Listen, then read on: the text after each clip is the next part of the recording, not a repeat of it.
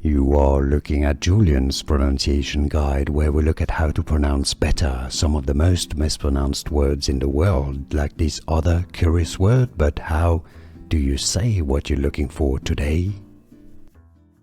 Let's learn once and for all how to pronounce these two words that are some of the most mispronounced words in English. So stay tuned if you want to learn more useful vocabulary that is confusing in English.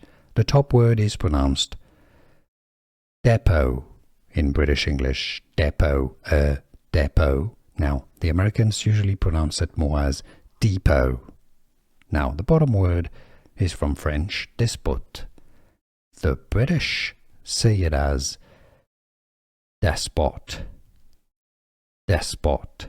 Americans usually say it as despot.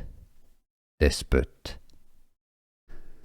Here are more videos on how to pronounce more confusing words and names too many mispronounced. Like this video if you found it useful. I appreciate your support. I'll see you soon and thanks for watching.